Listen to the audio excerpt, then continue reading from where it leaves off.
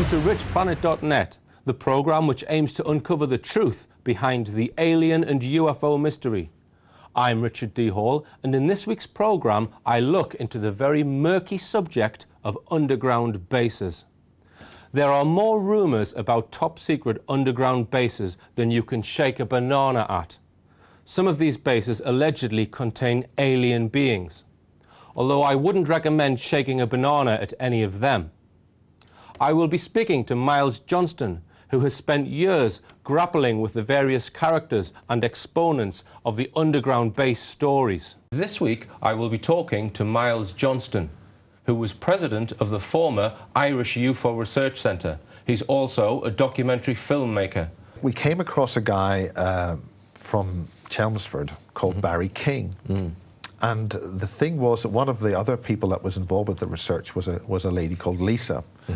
And the point was that Lisa and Barry were coming up with the same basic data. And it's very simple that in bases in this country, in the United Kingdom, there is an alarming and horrific set of experiments going on with greys and reptilian aliens, with the modification of human beings and the false abduction of human beings known as MILABs, that's military abductions. So the basic story is that people get abducted and aliens walk in, and people then say, oh, I've been abducted by aliens, and they're taken away.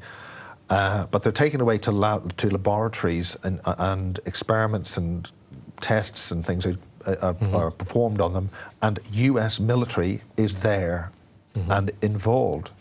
And King alleges that it's the National Security Agency of America, which is essentially controlling parts of our own intelligence, which control these bases. And essentially, King was getting a lot of his information directly from British intelligence. He was himself abducted by British intelligence, according to his claims. Okay, this is his story. So he's abducted by British intelligence. British intelligence are then releasing a lot of information about this, and this is happening at the same time in the States, where the Dulce, New Mexico material was being released.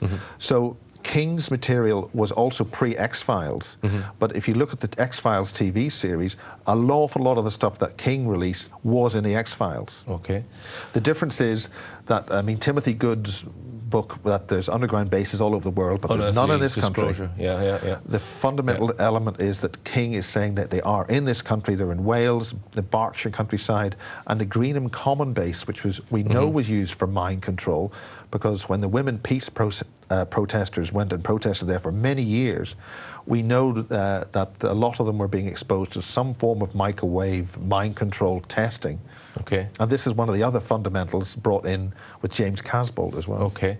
So just to summarise then, there's some kind of underground facility in the UK, according to Barry King, a network of underground facilities which are creating what he calls programmed life forms. So it's like an ET hybrid of some kind, which is then programmed to The whole point is that if you're going to create a hybrid being, you've got to have some kind of control of it.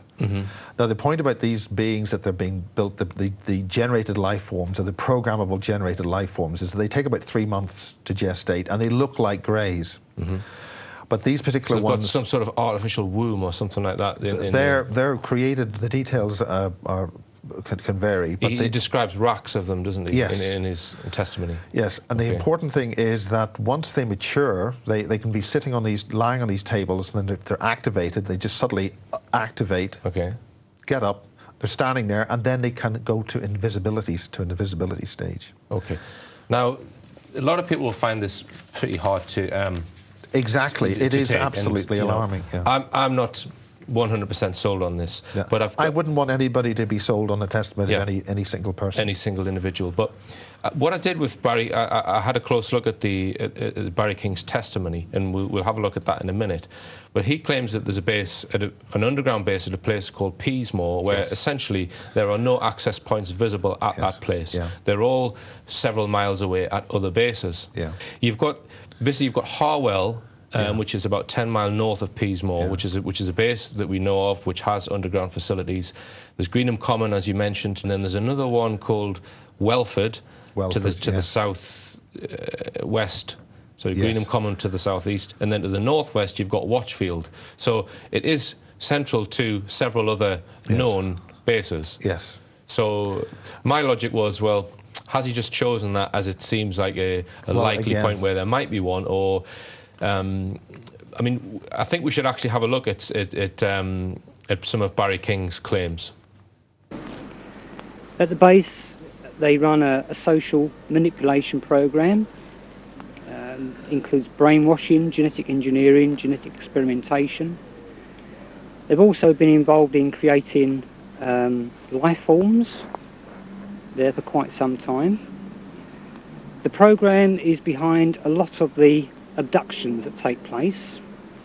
A lot of abductions are military organised and executed. I was involved with this program between the years 72 and 88.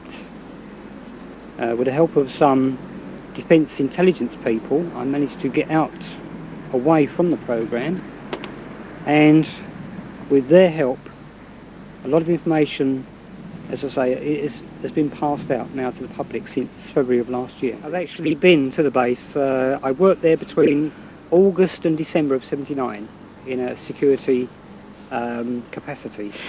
Are you able to say which base? Well, it's officially known as Peasemore, and when you came out with that, I thought, crikey. That's its official title, is Peasemore. The underground part of the base, it was 450 yards by 650 yards and going down 6 levels. So that's about 600 feet? It's quite big. I think there's 50, 60 feet between each level, so it's going down quite some. Yes, of course. But other bases are connected. I've actually listed every single UK base that has an underground complex, and a number of those obviously are connected to Peasemore, either in a direct or indirect way.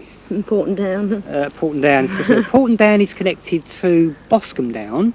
And what's happening at Boscombe? Boscombe, there was a secret US Air Force unit situated at Boscombe Down. Underground? Now, the experimentation that goes on between Porton and Peasemore is then shipped from Boscombe over to the States. Alabama.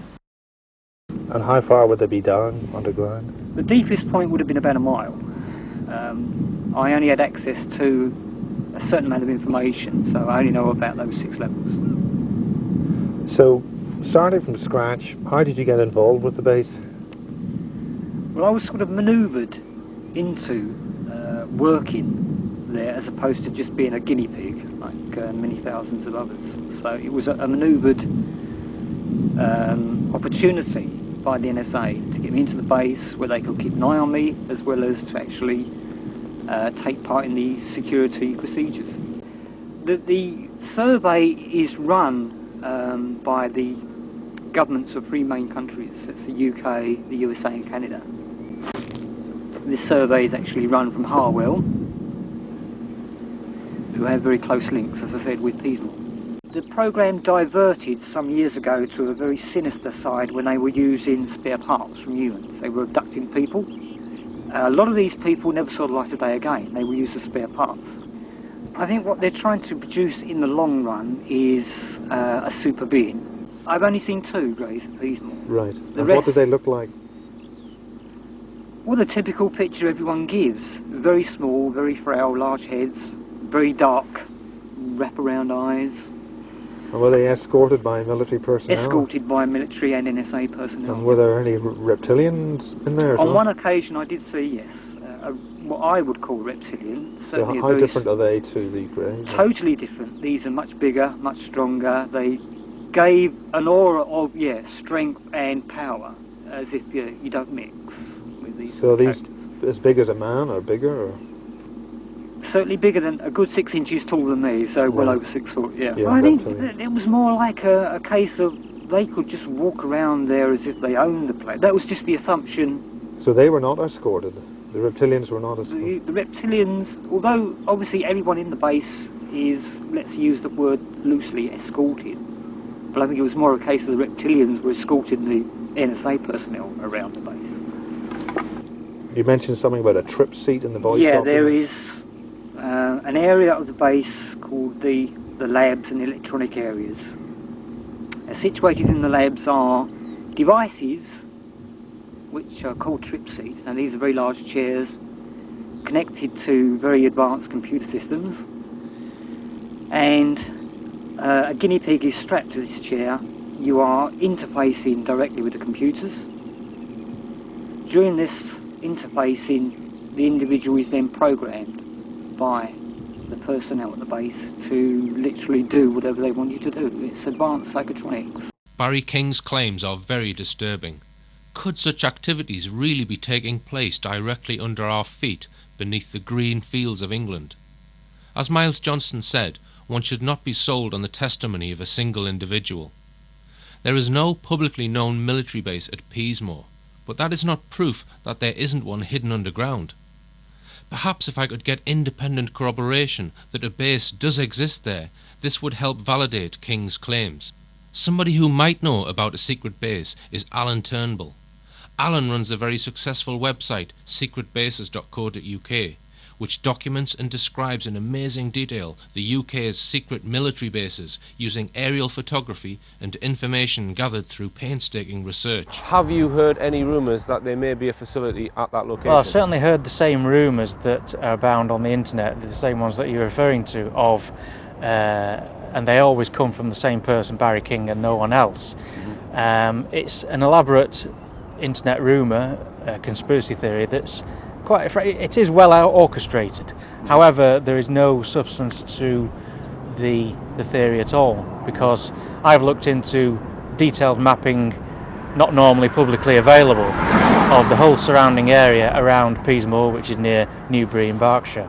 The important thing to note is that on Ordnance Survey maps of the area, there are telltale signs of what appear at first sight to be underground tunnel networks, or at least access to those, air vents and such like. But on closer inspection, they turned out to be not air vents for tunnel networks, they turned out to be disused pits. Right. And those are well marked all over the area around Peasemore village, because going back into 19th century maps, you'll see those lime pits that were all over the place around there. And it's these telltale signs that are left over of disused pits that are marked on Ordnance Survey maps, not access holes and vents to tunnels. Based on information I have seen so far, I personally cannot accept the claims of Barry King. King has been very interested in ufology since the 1970s, and certainly would have knowledge of claims centered around other alleged bases, such as Dulce in New Mexico. It's possible that King has used this information and carefully merged it with what he has learned about UK military bases. Unless more information emerges from independent sources, I don't think we can accept King's claims on their own.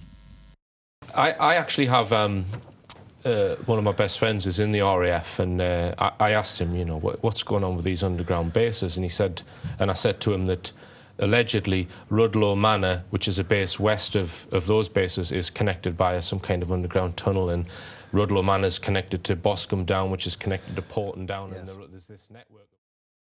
It's fairly well accepted that some UK military bases are connected by secret underground tunnels for strategic military purposes. Unless more evidence arises, it's hard to believe that these bases and tunnels are being used by aliens. One of these secret bases, however, is believed to have been the intelligence gathering facility for information about UFOs.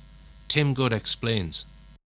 What I've learnt, and I learnt a long time ago from two reliable sources, is that the most sensitive work on UFOs was done by the Provost, the Royal Air Force Provost and Security Services.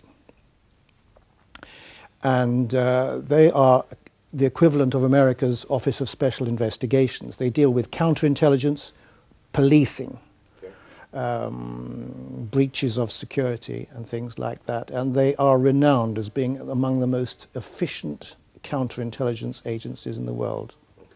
Provost and Security Services. And as you may know, I got arrested for poking around Rudloe Manor. In Wiltshire, where the headquarters of the Provost and Security Services was located at the time in the 1980s. They've moved now. The actual lodger unit is buried, or was buried, within what's called the Flying Complaints Flight. I have some interviews with people who were involved in the Provost and security services, who had top secret clearances, but they could never get near the UFO. Right. That was the most restricted.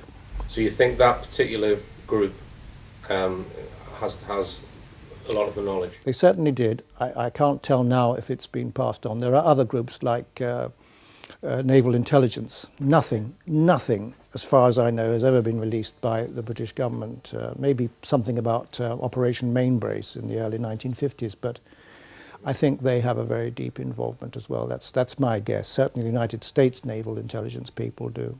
Okay. Okay. I mean, my friend in the RAF, he said to me, yeah, of course there's loads of tunnels, and of course there's loads of underground bases. Yes. And they're going to be they linked. haven't got aliens in them. That was his comment. But, absolutely, yes. I mean, the point is everybody's got to have their bases, they've got to have their underground things, they've got to have their research. Yeah. They're going to be connected by whatever they've got to be connected with for strategic and very logical reasons. So there's no problem with that.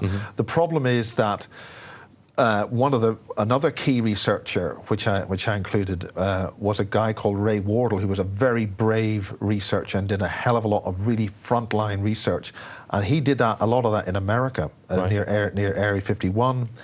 And he's got his own. I published some of his unique and very brave work. But the problem with Ray was that he had his first abduction at RAF Cosford, and that's in one of Timothy Good's books. Okay. So again, we keep on coming back to the situation where the abductions and the ET activity and the mind control and hostile actions against ordinary everyday people in this country and other countries are constantly going back to military bases which we think we expect are to defend us.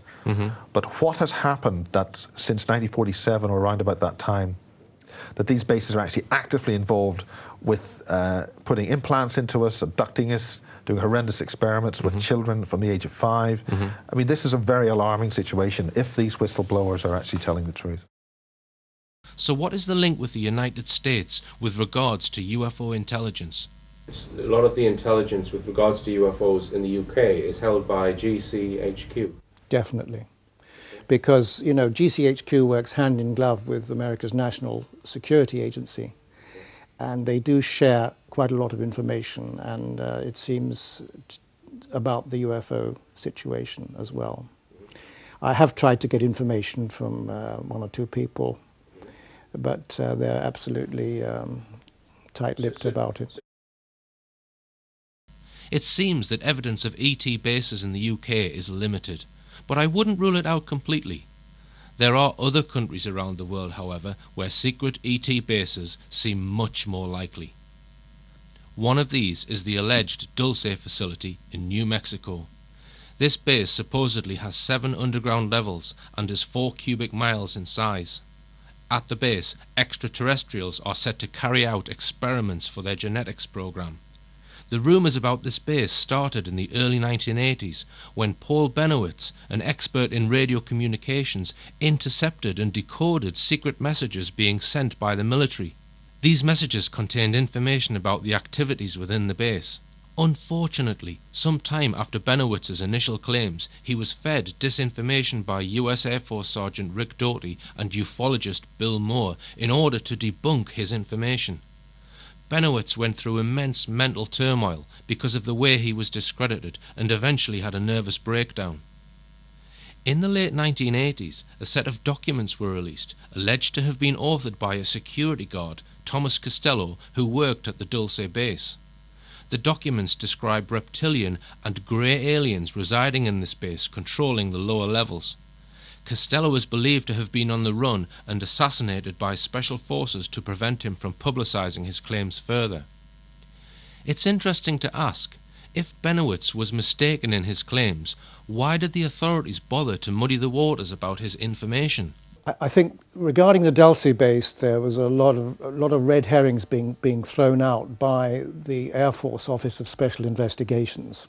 Okay. So much disinformation, I don't know. All I can tell you is that I did hire a plane, I didn't fly it, but to overfly the site. It didn't learn much from that. I have been to the area. Certainly there were a lot of animal mutilations going on at that time in the area, but